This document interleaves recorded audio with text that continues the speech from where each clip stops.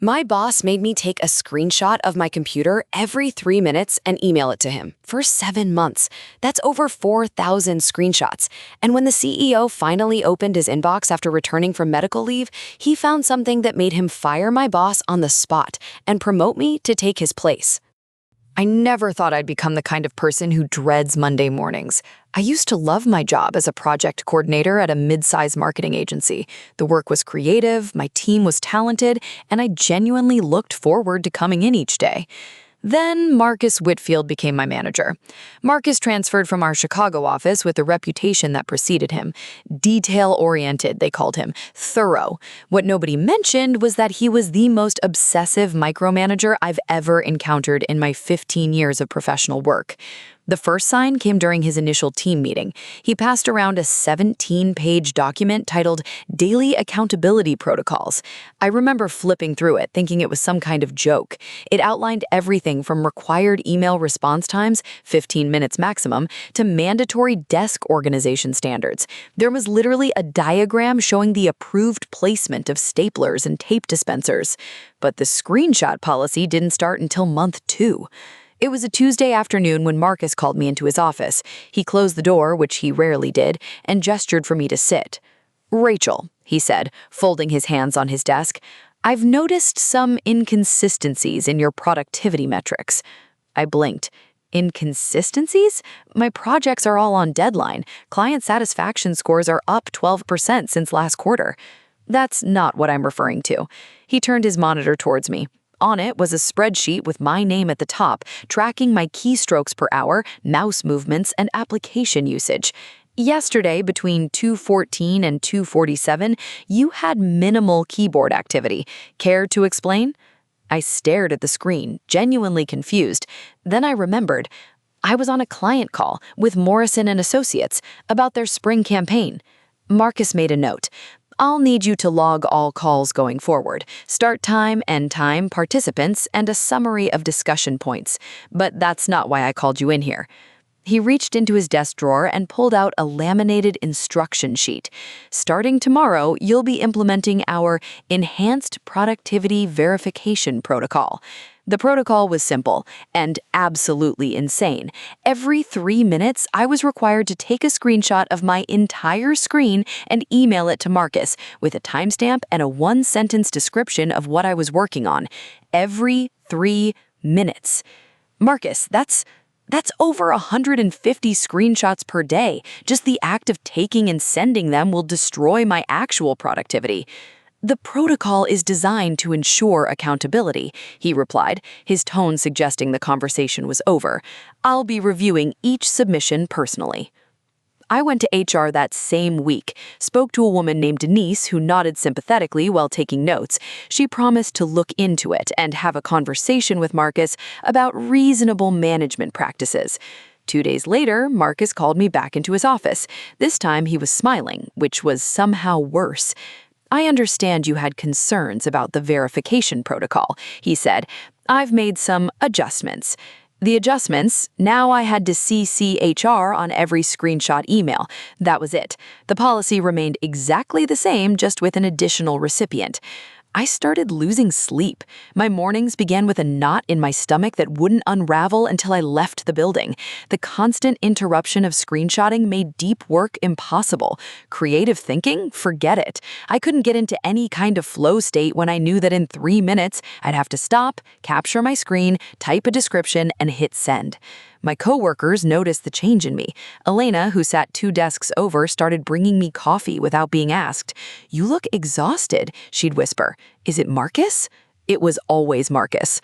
The worst part was watching him receive my emails. His office had a glass wall facing the main floor, and I could see him at his desk, opening each screenshot, studying it, occasionally making notes. Sometimes he'd print them out and add them to a growing folder with my name on the spine. By month 4, that folder was 3 inches thick. I tried to transfer to another department. Request denied. I applied for other positions within the company. Marcus had to sign off on internal transfers, and he refused every single one. "Rachel is essential to our team's operations. Her institutional knowledge is irreplaceable." I was trapped. Other team members started getting their own protocols. James, in graphic design, had to submit daily reports on his Adobe Creative Cloud usage. Priya, in copywriting, was required to track her words per hour with a mandatory minimum threshold. Anyone who pushed back got the screenshot treatment. And through all of this, our actual work suffered. Deadlines started slipping, client satisfaction dropped, but Marcus always had an explanation ready. We weren't following his protocols closely enough. We needed more accountability, not less. Then, everything changed when our CEO, David Chen, announced he was taking a 3-month medical leave, some kind of back surgery. His emails would be monitored by his assistant for emergencies only. Marcus saw this as an opportunity. Without the CEO's oversight, he escalated everything. The screenshot interval went from 3 minutes to 2. He installed software on our computers that tracked our eye movements through our webcams. He started requiring us to leave our phones on our desks, face up, in case we were distracted by personal communications. I hit my breaking point on a Thursday afternoon in month 7. Marcus had called me in for my 3rd productivity review that week. He had my screenshots spread across his desk like playing cards, pointing to one where my email client was visible. This screenshot from yesterday at 3:42, you have a personal email open. I leaned forward to look. It was a message from my sister about my niece's birthday party this weekend. I'd glanced at it for maybe 10 seconds. I didn't respond to it, I just saw the notification. You were engaged in non-work-related content during business hours. He pulled out a form. I'm going to need you to sign this written warning. Something in me snapped. Not explosively, quietly, like a wire pulled too tight finally giving way. No, I said. Excuse me? I'm not signing that. And Marcus? I stood up. I'm done with the screenshots, too. Okay, I need to pause here because this is the moment I genuinely thought I was about to lose my job. Subscribe if you think I was right to finally push back after 7 months of this insanity. Drop a comment and tell me, would you have lasted this long or would you have walked out way sooner? Because what I did next changed everything. And honestly, I still can't believe it actually worked. Marcus's face went through several colors in rapid succession. White, pink, a deep, angry red. You don't get to decide that, he said, his voice tight. I'm your manager. If you refuse to comply with department protocols, I'll have no choice but to escalate this to HR and recommend termination. Go ahead, I replied, but first, let me tell you what I've been doing for the past 5 months. He paused, uncertainty flickering across his features. I sat back down, suddenly calm. Every screenshot email I've sent you, I've also been BCCing them to David Chen's direct email address. The color drained from Marcus's face.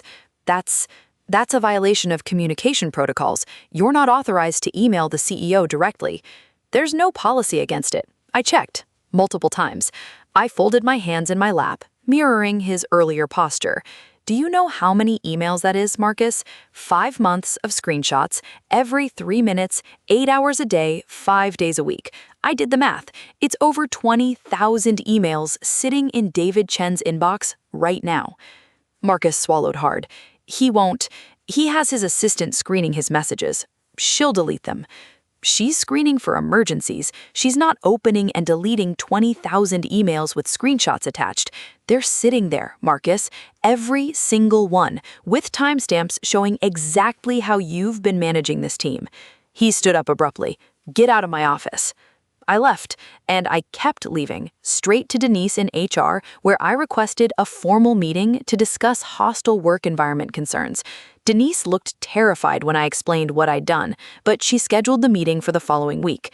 I didn't know exactly when David Chen was returning from medical leave. None of us did, but I knew it would be soon, and I knew that when he opened his email, he was going to have questions. What I didn't expect was for those questions to come 3 days later. I was at my desk when the elevator doors opened and David Chen walked onto our floor. He wasn't supposed to be back for another 2 weeks. He was walking carefully, clearly still recovering, but his expression was absolutely thunderous.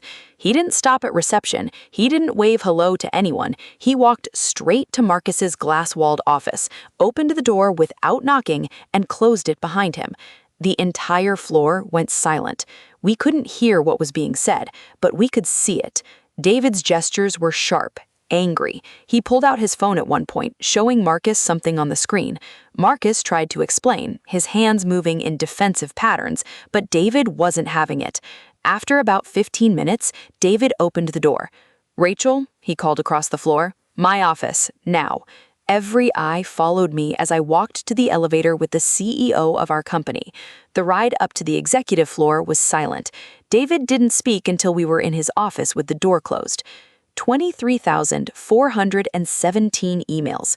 That's how many screenshot emails were in my inbox this morning. I thought it was spam at first, some kind of attack. I didn't know what to say, so I said nothing. Then I started opening them. He pulled up his laptop and turned it toward me. The screen showed my screenshots in a grid view, hundreds of them visible at once. Every 3 minutes, for months. This is what he's been making you do? Yes, sir. Me and eventually the rest of the team in various forms. David was quiet for a long moment. I promoted Marcus because he delivered results in Chicago. I didn't look closely enough at how he achieved those results. He closed the laptop. His entire team there quit within 6 months of his arrival. Did you know that? I didn't. Neither did I until this morning. I've spent the last 3 hours on the phone with HR in Chicago. He leaned forward.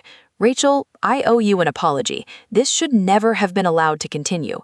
I tried going to HR here multiple times. I know. I've reviewed those complaints too. Denise and I will be having a separate conversation." He stood up, wincing slightly at the movement. "Marcus is being terminated today. Security is escorting him out as we speak." I felt a wave of relief so intense, it nearly knocked me over. But I have a question for you. The marketing coordinator position needs a new manager. I've been reviewing your project outcomes, client satisfaction scores, and the feedback from your teammates. They all say the same thing. You're the one actually holding that department together. I stared at him. "Are you offering me Marcus's job?" "I'm offering you your own job.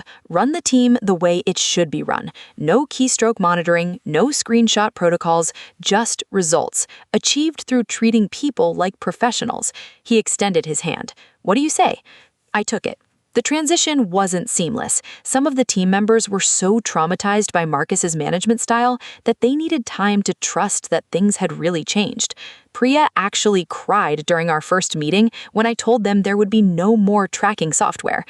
"Wait, so how will you know we're working?" James said, looking genuinely confused. "By whether the work gets done," I replied. "That's it." It took about 2 months for the paranoia to fade, for people to stop instinctively checking the clock every few minutes, for the creative energy to return to the floor. Our productivity went up 31% in the first quarter after Marcus left. Client satisfaction scores hit an all-time high. 2 team members who had been quietly job searching decided to stay. Denise in HR was reassigned to a different role. I later found out she'd been warned about Marcus's behavior before he even transferred to our office, but had decided to not make waves. As for those 23,000 screenshots, David had them compiled into a presentation that he now uses for management training. New managers at our company are shown exactly not to do with real documentation of how micromanagement destroys teams from the inside out. I kept one screenshot for myself. It's dated 3 days before I finally stood up to Marcus. In it, you can see my desktop, my project management software, and in the corner of the screen, barely visible, a sticky note I'd put on my monitor. It says, "This won't last forever." I was right. Thank you so much for sticking with me through this whole story. If you've ever dealt with a micromanager who made your work life miserable, I want to hear about it. Drop your experience in the comments. Hit that like button if you're glad Marcus finally got what he deserved, and subscribe so you don't miss the next workplace nightmare story. Got your own toxic boss tale to share? Send it to us. Your story might be the next one we feature. Until next time, take care of yourselves out there.